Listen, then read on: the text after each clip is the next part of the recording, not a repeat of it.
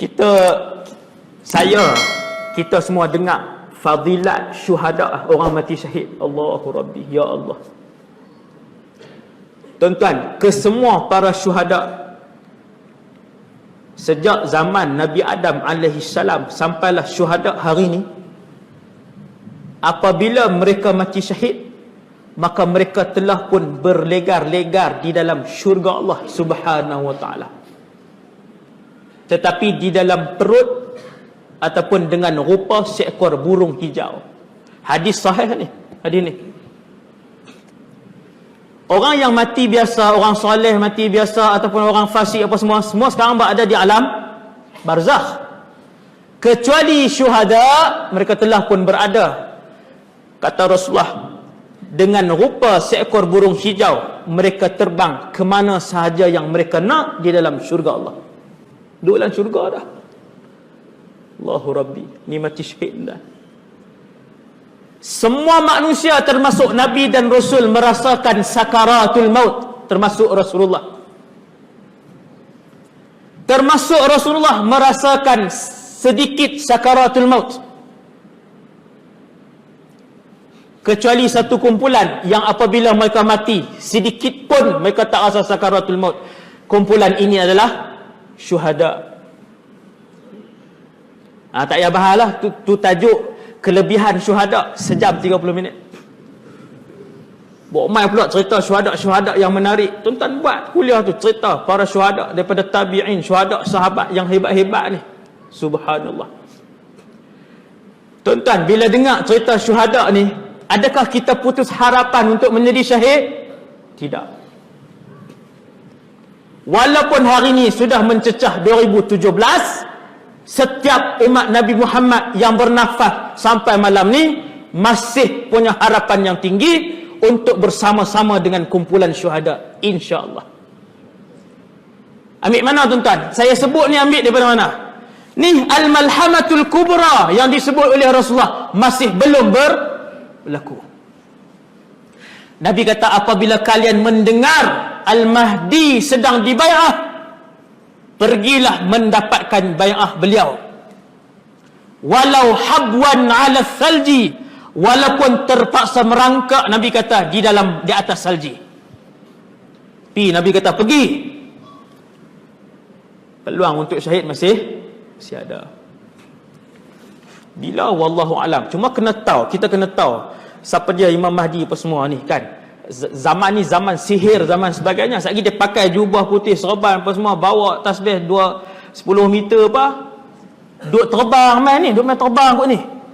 Dia kata saya lah Mahdi. Kita pun tengok, kalau tak Mahdi tak boleh terbang ni. Pakai bai'ah dia. Maka kena tahu kriteria dia. Nabi sebut jelas ada berapa belah kriteria tu. Bukan malam ni kita akan bincang. Tuan-tuan sekalian, habis Imam Mahdi berperang, kata Rasulullah ketika itu, ketika Rom keluar dengan tenteranya yang ramai, hanya para mujahidin yang benar-benar ikhlas. Ini susah ni. Allahu Rabbi. Ini cukup susah. Tuan-tuan, bila dengar Imam Mahdi, ramai tak yang semangat Nabi? Ramai. Hak semangat dengan ilmu ada, hak semangat pasal kawan ada, hak semangat pasal iman ada. Maka kata Rasulullah, dalam pertempuran sengit yang pertama, tuan-tuan, pertempuran Al-Malhamatul Kubra, Armageddon yang orang Yahudi buat ni, filem hak mereka buat tu, pertempuran ini, pusingan pertama, 1/3 daripada tentera Islam lari. Pasal apa lari? Hak tu pi semangat kawan. Dia bukan pi atas semangat ilmu yang dia ada, dan dia bukan pi atas semangat kefahaman Islam dan juga iman yang dia ada. Ni bahaya. Tapi dia pi dan sampai. Pergi bai'ah sampai masuk perang, 1/3 pusingan pertama patah balik, berunduk.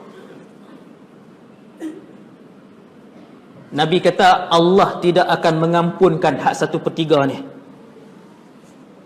Dia melemahkan semangat hak 2/3 yang ada tadi. 1/3 berundur tuan-tuan. Kalau 100,000, 30,000 berundur balik. Balik bukan habis senjata, balik sebab lemah semangat. Ni dalam perang ni. Kemudian kata Nabi akan menyertai peperangan ketika itu. Ni Syam, saya sebut Syam ni. Tentera terbaik umat Islam di atas muka bumi Allah. Minal Madinah. Dalam hadis panjang tadi, Nabi kata akan keluar tentera terbaik di atas muka bumi Allah minal Madinah, daripada satu bandar. Kesemua ulama hadis sebut Madinah yang dimaksudkan oleh Rasulullah bukanlah Madinah Munawwarah. Madinah yang dimaksudkan oleh Rasulullah, yang ni tak ada khilaf, Madinah yang disebutkan oleh Rasulullah ialah Syam. Tuan-tuan, pusat penempatan tentera Islam Imam Mahdi di Syam, dan tentera terbaik Imam Mahdi, tentera elit Imam Mahdi juga daripada Syam. Sebab tu tuan-tuan tengok pada hari ni, sampai ke hari ni, walaupun serangan ni ada serangan lain dulu, TBK 2277 minta alih, halang laluan, ada pergerakan yang terhalang di luar, minta alih TBK 2277 Harrier menghalang laluan. Apa dia tahu tak? Serangan. Saya pun tak tahu serangan apa. Apa dia tadi tajuk apa? Ada iklan lupa. Apa tadi ni? Allahumma salli ala Muhammad. Apa tadi? Serangan tadi akan dianggotai, Nabi sebut tentera elit daripada Syam. Daripada Syam juga. Imam Mahdi akan pusatkan pemerintahan dia, kumpul tentera apa semua di Syam. Yang ni sejarah Syam ni, yang akan jadi satu hari nanti. Kemudian kata Nabi, tentera-tentera yang paling kuat juga akan datang daripada Syam. Dan ketika itu fustatul muslimin, ketika terjadinya perang Al-Malhamatul Kubra, kubu perbentengan terakhir umat Islam yang paling ampuh adalah di satu tempat. Nabi kata yuqalu laha al-Ghutah. Nabi sebut nama tempat. Nama tempat itu adalah Ghutah. Ghutah ni di mana tuan? Di Damsyik juga. Benteng pertahanan terakhir yang paling ampuh umat Islam dalam peperangan Al-Malhamah Kubra, Nabi kata akan berlaku di Al-Ghutah. Di situ umat Islam akan berbenteng. Ghutah ni saya pernah sampai sebab saya ada keluarga angkat di sana. Dia Rif Dimash. Dia pinggir kota Dimash. Kalau tuan-tuan boleh ziarah lagi Syam, seronok lah. Boleh pergi tempat-tempat ni lah. Tak boleh lah. Saya ada keluarga angkat di sana, di Jarba, Ghutah Gharbiyah, kalau tak silap saya. Saya selalu pergi tidur di sana, pergi padang pasir, dia tengok kawasan dan sebagainya. Kawasan. Jadi Nabi sebut di situ. Dan kata Nabi, khairu manazilil muslimina yawma idzin. Di situ adalah penempatan terbaik untuk umat Islam pada zaman itu.